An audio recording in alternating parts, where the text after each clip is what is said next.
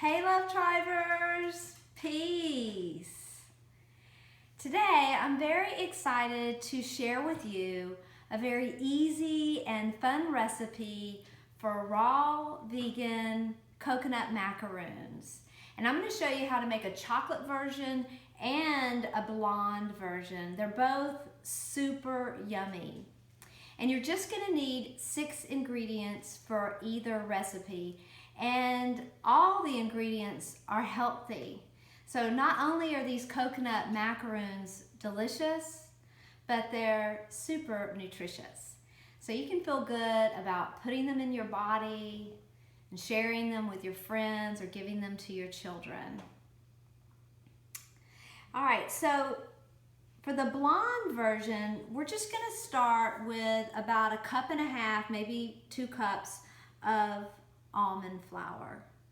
And if you're gonna make the chocolate version, you're gonna substitute your almond flour for either 1.5 cups of your cacao powder, or if you prefer, you can always use 1.5 cups of your carob powder. Okay, so just to be clear, for the blonde version, you're using the almond flour. And then if you're doing chocolate, you can use the cacao or the carob powder. So after that, all the steps are the same. So what I'm gonna do is I'm just gonna demonstrate with the blonde version. So I've already got about 1.5 cups, maybe 2 cups of some almond flour in the bowl. And I don't know if you can tell, but this almond flour is actually still moist. And I'll tell you why that is. So the other day I made some almond milk. And if you've ever made almond milk, then you know that when you pour your mixture through your nut milk bag, you get your almond milk comes through, and then what's left in the bag is your almond nut milk pulp, and that's what this is. So this almond nut milk pulp actually makes a wonderful nut flour, and in this case an almond flour. And so what I like to do is I usually put it in a glass container and I seal it and I keep it in my refrigerator, and I use it for some raw vegan cinnamon rolls. I make a raw vegan kind of bread and some other good stuff, and of course these blonde coconut macaroons.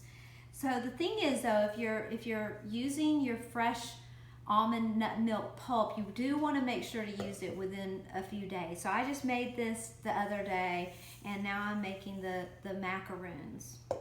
All right, and so even though this is moist, I consider it a dry ingredient. So the next thing I do is I add all the dry ingredients. So we've got the Himalaya salt, and we're just gonna do about 1/2 teaspoon of the Himalaya salt. So I add a little bit of salt in a lot of my little sweet dishes because that salt brings out the sweet flavor or the vanilla flavor or the chocolate. And if you're making the chocolate ones, it'll help bring out that sweet flavor. So I put that in, and then the next thing I'm gonna add are the shredded coconut. So you're gonna use 3 cups of the shredded coconut. So I've already got that in the bowl, and I'm just gonna pour that in. All right, and then I like to go ahead and sort of mix up my dry ingredients first. And I just kind of mix them a little bit to get them evenly distributed. And you can use, I'm using a wood spoon, or you could even use your hands. I often just use my hands. So that just takes a moment to do. Doesn't take too long. And then the next thing, I'm gonna just use my hands. It's just easier. I like using my hands when I'm making my food. I tell you, it's a lot easier, especially for these a lot of these raw vegan dishes. It just is so much easier, and it's fun. It's fun, and you really get to have direct contact with your food. So just kind of working this in, getting it evenly distributed. And you can kind of see here, let me just kind of rinse my hands. You can kind of see I've got that pretty evenly distributed. And once you've got it pretty evenly blended, you add your wet ingredients. So I've got a cup of organic grade B, non-GMO maple syrup. So always look for the grade B. So grade B has a lot more nutrition in it than the grade A. So I'm just gonna pour that in. And then a tablespoon of vanilla. So just keep in mind, all the steps are the same. Even if you're making the chocolate, you're just substituting your cacao powder or your carob powder if you're making your chocolate. So a tablespoon of the vanilla extract. And then I've got about 1/3 of a cup of the coconut oil. Now keep in mind, coconut oil is often in a very solid form. So what I do is I just measure out what I need in a measuring cup. And actually I've got a little more than 1/3 of a cup in here, but I'm just gonna start with about 1/3 of a cup. But I put it in the measuring cup, and then I just put the measuring cup in kind of some warm water, pretty hot water, but not too hot. And I just put it in there and it liquefies. And then I can just pour that in, and that's it. Those are all the ingredients that you need. And then again, I just start mixing it first with like a wooden spoon. And you know, the wonderful thing about your raw food cooking is you can never go wrong. So you can always taste it as you go. And just keep in mind, you're going for taste and texture. So if your mixture turns out to be too wet and runny, you can always add more of the almond flour or the shredded coconut, more of the dry ingredient. And then if it's too dry, you can always add more of the wet, like the coconut oil, or you could add more of your maple syrup. So you can relax, you can have fun, you can really enjoy it, and you can taste it as you go. So you can really taste it as you go. I like to get my hands in there again. You know, keep in mind, you're always transferring your energy into your food, whether you're making a raw dish or you're cooking, you're really getting your energy into it. So, you know, really put your love in there. People often tell me, Leslie, your food's so delicious. And you know, I think that the reason that is because first I start with organic, so always organic whenever possible. And then the other thing is, you know, I enjoy it. I enjoy making food. And if I'm not in the mood for food to make food, I don't make it. But usually I enjoy it.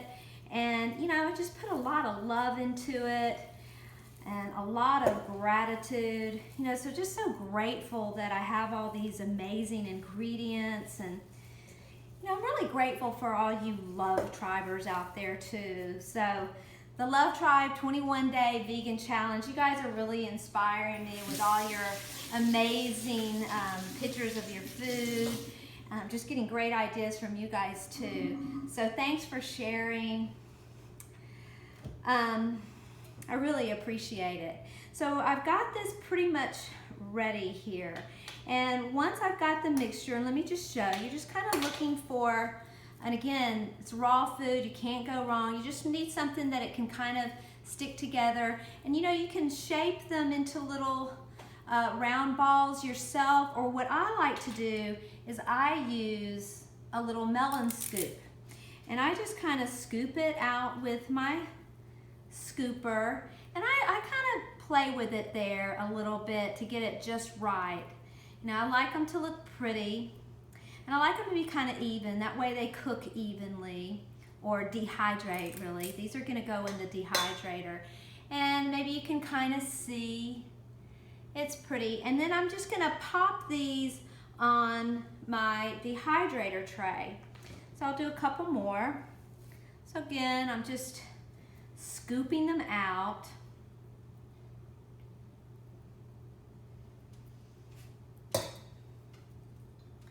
And as I was saying a few moments ago, you know, you can taste your mixture. I didn't taste it.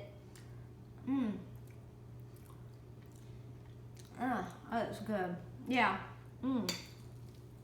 It tastes great. So I'm gonna get these on my dehydrator tray. They're really good. These are gonna be so good. So I just shape them out and I just put them on the dehydrator tray. And then I'm gonna pop them in my dehydrator for about 12 hours. So that's a good start, but it could be anywhere from 12 to 24 hours. So I usually will start at around 12 hours. And I like to dehydrate my things at a pretty low temperature. So I'm gonna put these in at 104 degrees. But if you're dehydrating, you probably wanna just stay under 118 degrees so that you're not overheating it. You're not destroying all the live enzymes and all the nutrients. So that's another wonderful thing about the raw vegan cooking or uncooking is you're keeping those live enzymes intact and you're not destroying the nutrients by cooking them. So after I put these in the dehydrator, I'm going to set the timer for about 12 hours. But the thing is, you're just going to wait, you're just going to keep testing them, and you want to just, when they're crispy on the outside and kind of moist on the inside. And know that you can eat these as they go. So we'll probably be snacking on them for dessert tonight. We'll probably have some for dessert because you can eat them anytime. And then by the time I come down in the morning, they are going to probably be ready, but I'll definitely eat them with some hot tea and probably some of this almond milk and the strawberry smoothie. So, and then if they need to continue to dehydrate, I'll just continue to dehydrate them until I feel like they're ready. But usually 12 hours is a pretty good time. Mine are usually ready within about 12 hours. And then once they're ready, I'll just let them cool a little bit, because that's the other thing. They come out warm from the dehydrator, so they're really delicious straight out of the dehydrator. And then I usually just store them in a glass container and I seal them. And I just keep them in the cupboard or the pantry. And they will keep for at least 6 or 7 days. They'll actually will keep a little longer, but just use your judgment there. They rarely last that long here. So we eat them up pretty quickly. And that's it. So let me know if you give them a try. I hope you do. I hope you enjoy them. You know, much appreciation for all you Love Tribers out there. Stay grateful, stay joyful, stay playful, and just keep raising your vibe. Peace.